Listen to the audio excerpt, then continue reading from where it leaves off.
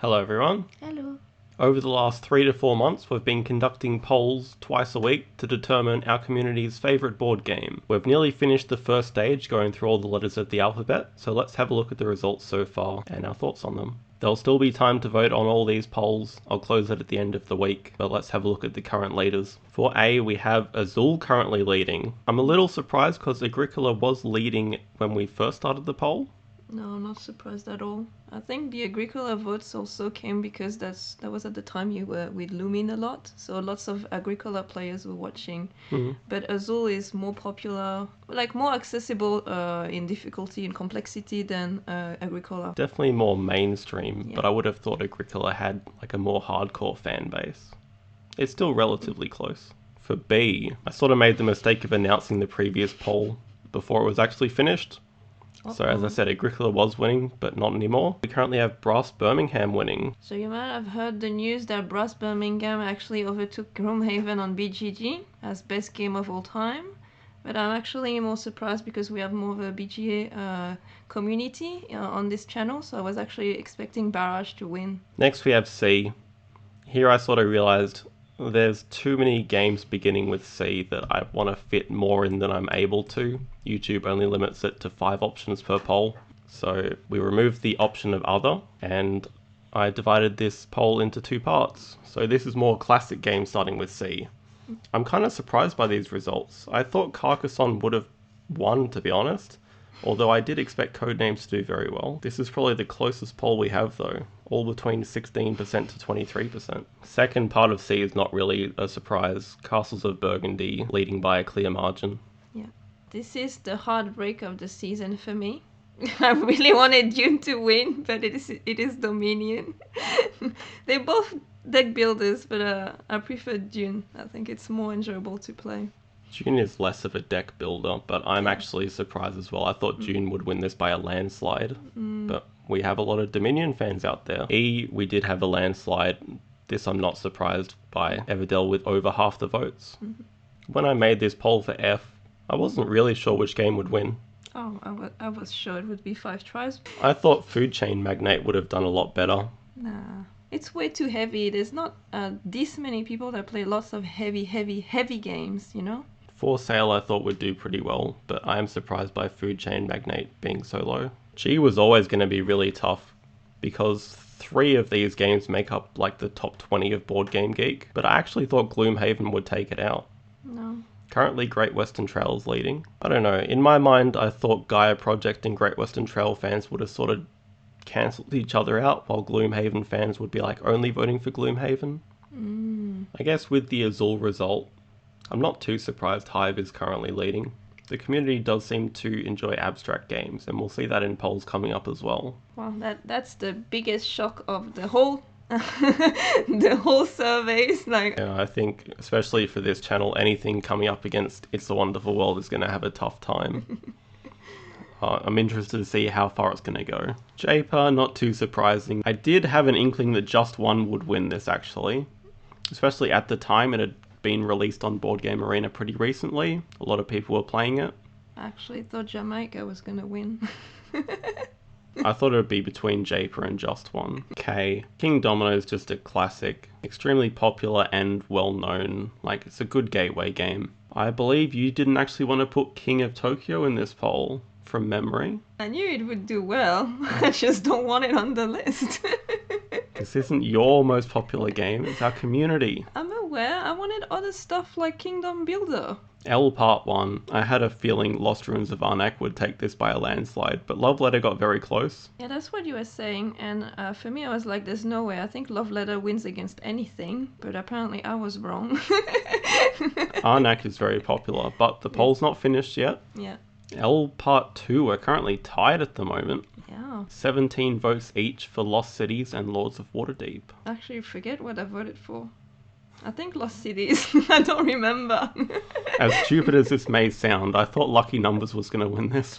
What? No way! Yeah. No, I was thinking Waterdeep. M Part 1. With all I hear about Mage Knight, I thought this one would win by a landslide, but currently Modern Art is leading. That makes me so happy. I am pleasantly surprised by that. It is in my top 25 games. Oh, that That is no surprise. For part 2, Magic actually won.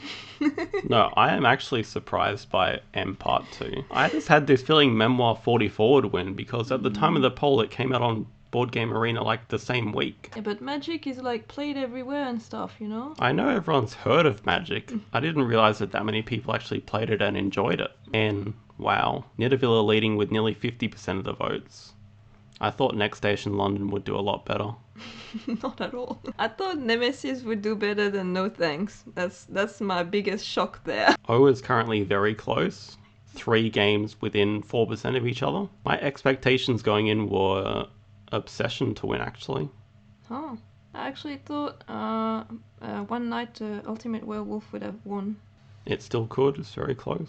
P Part 1, Pandemic was always going to be the favourite here. It's got, I don't know, 5 or 6 spots in the Board Game Geek top 100. Somehow, in my predictions, I completely forgot Pandemic was on the list, and I was like, oh, Puerto Rico, it wins that easily. P Part 2, Patchwork, probably the most accessible game out of these, but also has some depth. Another popular abstract game. There weren't too many good options for Q, so Quacks of Quedlinburg winning by this margin is expected. We recently just got the game last week and it's been very enjoyable so far from our couple of plays. Yeah, so I might change my vote soon. Part 1.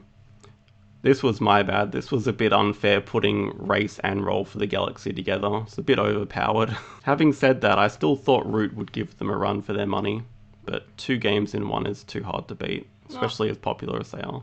I think even if it was just Race, he would have won. So it is totally Tom Lehman's time right now. I did not expect Res Arcana to win by that margin over everything else.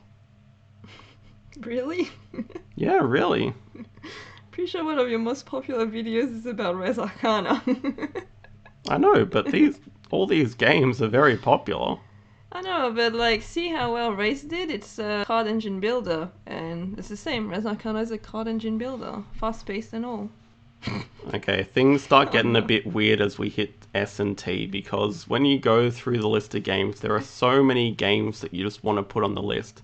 But I don't want to spend 4 weeks doing polls of just S games, so I started combining some together. How you do this fairly, I have no idea. I tried to do it by vibes. I think the first one, so this one, I give my green light, my approval, because for example, Splendor and Seasons are both engine builders. Star Wars, by the way, you wrote Stars Wars. They're both Star Wars games, stuff like that. But the following ones, you'll see, I was not happy at all. I do wonder if Sagrada or Santorini got more of the votes. I have a feeling it's Santorini. Yeah, most likely. Alright, this is where the catastrophe happens. You have Spirit Island with Scrabble. Why? I thought they would honestly take it out. Because Spirit Island's extremely popular, and then Scrabble's the most well-known. It was like a shoo-in for me, having 2 games of that magnitude together, but Scythe and Small World, apparently more popular. Makes sense to me. Well, Scythe is very popular. I didn't expect Small World to do that well. T Part 1. I think Terraforming Mars would have beaten pretty much any of these games. Terra Mystica, though, with Tapestry, I thought would have done very well. I did expect Terraforming Mars to win, though. T Part 2 is very close. This one I'm very curious which game would have got more of the votes, because I have a feeling it's Ticket to Ride. The thing is, the 2 things they have in common in both of these are like T games. Teotihuacan and Tolkien are by the same guy, and they're the T games. And they're both leading, so it's like a common denominator as well. But I think Ticket to Ride did get a lot of votes too. For you, Underwater Cities was pretty expected, I think. Yeah, seeing how many people voted for Agricola. Pleasantly surprised to see how like detective games like Unlock actually did not bad at all. 20% is pretty good, I think. We've got a couple of runaway leaders now. Viticulture, yeah. Most accessible game, very popular, quite strategic. Poor Venus. W Part 1, good luck anything coming up against Wingspan. This is the poll with the most votes in it currently, 109. Guess it just shows that many people like Wingspan that they're willing to vote in the poll. W Part 2, I would have thought War Chest would have won based on the abstracts from the previous polls. But Welcome to doing very well, the best roll and write, in our opinions. Wonderland's War being very popular for how new it is, I thought it would have polled a tiny bit better. X. I think I should have combined X with a different letter. There weren't that many good options. There's a spread of votes, but there's basically half the amount of votes as the other polls, just showing that not many people have played these X games. I haven't played any of these personally, but XCOM currently leading. Why? I am shook by this poll. Out of all the games, I did not expect Yahtzee to be leading. I actually thought Yu-Gi-Oh would win, seeing how Magic won by like a landslide. I didn't expect Yu-Gi-Oh to win, but I didn't expect Yahtzee to be leading either. Having said that, they're all within a vote of each other. Yeah. Zed, I think we both expected Zombicide to win. Personally, I don't like it, but I understand how popular it is. And on to the numbers games. Well, it was always going to be between 7 Wonders and 7 Wonders Duel. 7 Wonders Duel is going to do quite well. So the plan after we collect all the results is to have all the winners of the polls battle against each other to find our community's #1 board game. So get your votes in. I'll leave links to all the polls in the description of this video, but you can also find them in the community tab of our YouTube page. And before we start the finals, I'll do one final poll for some of the unlucky games that got left out. Let us know in the comments which games you think were robbed, that should have been in the poll. Maybe they got paired up with a dud game in the S or T section. Let us know the 5 board games that deserve a second chance or a first chance, and we'll make a poll. And let us know your predictions for which game you think is going to win overall. Thanks for watching. Thank you. Bye.